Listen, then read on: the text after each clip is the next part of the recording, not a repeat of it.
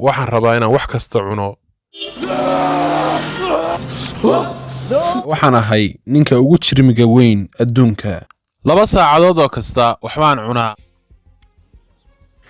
waxaan awoodaa in aan hal gacan kugu qaado, bal eeg. waxaanu safar u soo galnay si aan ula kulanno shakhsiyadan la yaabka leh.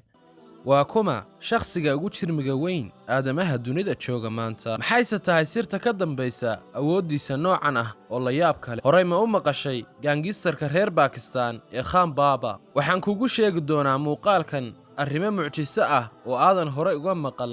fadlan intaana bilaabin ku soo dhawo kanaalka Aragtida Tolmoon. waxaa muuqaalkan idiin soo gudbinaya ama idiin soo turjumay walaalkiin Cabdiraxmaan Bicu. fadlan waxaan kaa codsanayaa inaad like saartid siina faafisid si uu u gaaro saaxiibo badan oo sidaadoo kale u wanaagsan.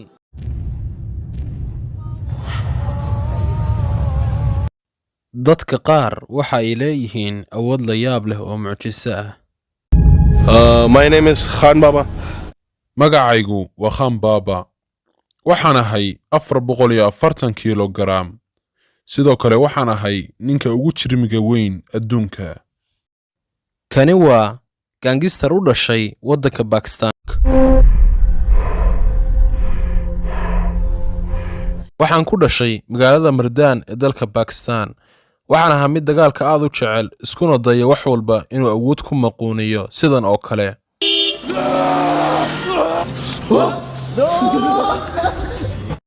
Khan Baba waa shakhsiyad aan caadi ahayn. dadka badankooduna si sahlan kuma aaminaan inuu jiro shakhsi noocan oo kale ah.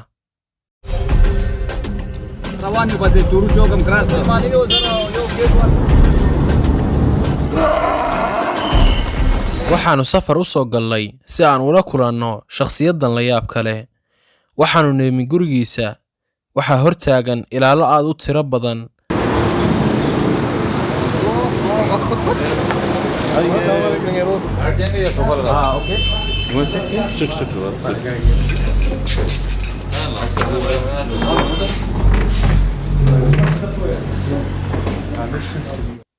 waxaan la fadhinaa Khan Baba, ninka ugu jirmiga weyn adduunka. waxaad rabtaa inaad cunto neef dhan oo xoolo ah? maya, waxaan rabaa inaan wax kasta cuno. waana sirta ka dambaysa miisaankayga. oo markaa waxaaba khatara inaad annagana cuntide. waa sidee? ma iska tagnaa? maya ha welwelina. anigu waxaa xalaasha ayaan quutaa, laakiin idinku xaaraan baa iga tihiin oo bini'aadan baa tihiin. waa imisa miisaankaagu? hadda waxaan ahay 416 kilogaram, laakiin waxaan ahaan jiray 440 kilogaram. waana darajada ugu sarraysa aan miisaan ka gaaray. kani waa gaari khaasi ah, ma ahan mid caadiya.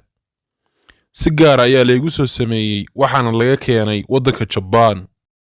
ninkani 2 saacadood oo kasta waxbuu cunaa. tanina waa quraacdiisii labaad.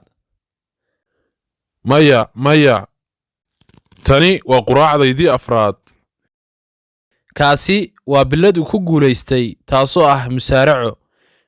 waa mid aad u culus. miisaankeeduna waa 5 kilogaram. miisaankeedu runtii aad buu culus yahay. anigaana ku guulaystay oo dagaal baan ugu guulaystay. My daily routine, I woke up at the 9:09. maalmeedkayga haddaan ka sheekeeyo, waxaan mar kastoo aan seexdo waan soo kacaa, sababtoo ah waxaan dareemaa gaajo saa'ida.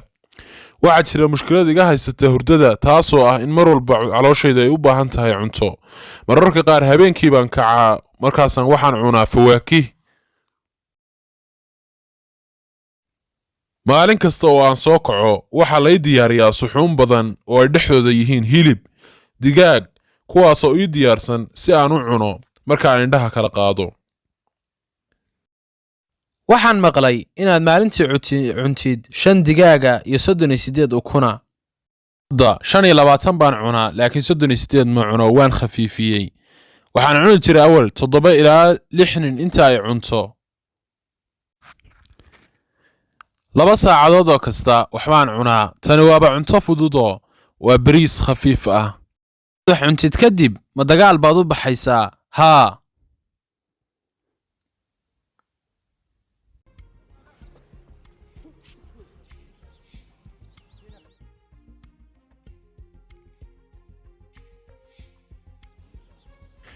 waxaan awoodaa in aan hal gacan kugu qaado bal eeg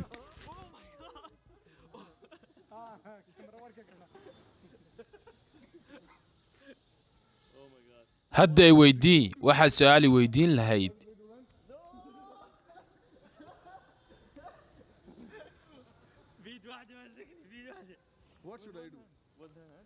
haye su'aal baan ku weydiinayaa maxaad dareemaysaa haddeer shucuur wanaagsan ma waxaad rabtaa inaad dhulka igu tuurtid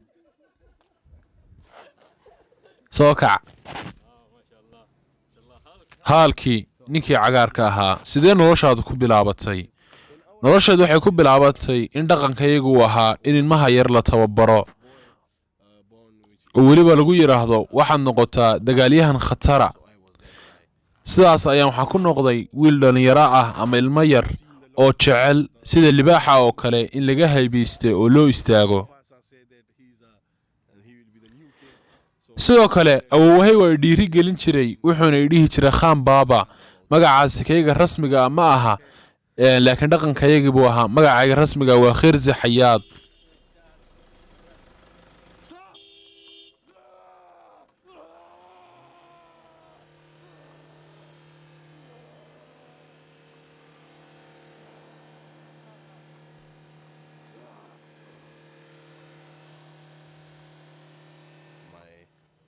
uruqayga gacantu waa 32 inji waxaan cunaa 10,000 oo kaloris sidoo kale 10,000 oo kaloris ayaan gubaa 3 ilaa 4 kiilo caana ayaan cabbaa 3 ilaa 4 kiilo hilib cad iyo casaanana waan cunaa 4 ilaa 5 digaagood maalintii waan cunaa waa sida nolol maalmeedkaygu 2 saacadood kasta wax baan cunaa waxaan sameeyaa sidoo kale jimicsiyo 2 ilaa 3 saacadood sida culays inaan qaado inaan ordo inaan xarikabo sameeyo iyo weliba inaan masaarico la ciyaaro rag actifa laakiin waxaan rabaa inaan ka badiyo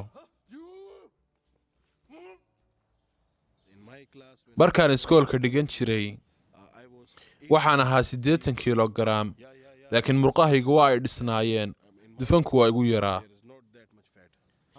jirkaygu mid dhisan buu ahaa ka waran qoyskaaga qoyskaygu sidaydoo kale ma aha oo iyagu waa 70 ilaa 80 waana caadi kabtan aan sito waa 2 kilogaram si gaaraan aniga laygu soo sameeyey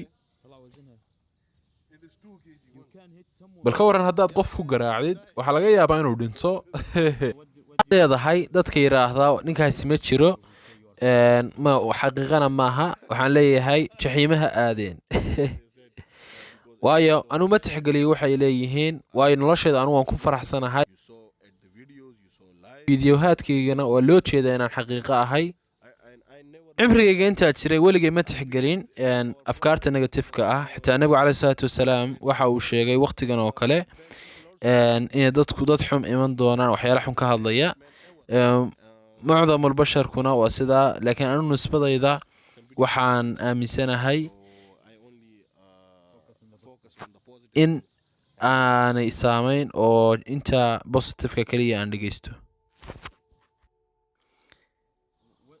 waa maxay riyadaadu riyadaydu waa inaan ka qayb qaato masaaricada WWE-ga si aan u noqdo feedhyahan caalami ah ma ila dagaalamaysaa maya ma awoodo inaan kula dagaalamo may raacaysaan caalamka tagne oo may raacaysaa aniga laga yaabay maalin uun inaan ku raaco haddaad laakiin kaalmadeeda u baahatid walaalkaa baan ahay qofkii dhiba ka waran maxaan sameeyaa dhib male keliya waxaad samaysaa sawirkaygaad tusinaysaa sababtoo ah waxaad tahay saaxiibkay qofka adiga ku dhibaateeya anigana waa qof idhiba wey aad ba u mahadsan tahay ma leedahay tiktok haa waan leeyahay The Beast, the Hulk. And Facebook Khan Baba official. Thank you so much. Thank you, bro. And we'll come back to Thank you so Pakistan much. for sure. Inshallah, Lovely. inshallah. mid ka mid a shakhsiyaadka u saaxiibka awoodda ah misana ku darsaday inuu tawaaduc badan yahay runtii waxaan kaaga mahad celinayaa inaan kula kulmay muuqaalkan la saaro 100,000 oo like ha la saaro ugu dambeyn waxaan doonaynaa inaan muuqaalkan 100,000 oo like saartaan ku socda fadlan Soomaaliyeey muuqaalkan aan idin soo turjumay hayga xastina like iyo follow soo siiya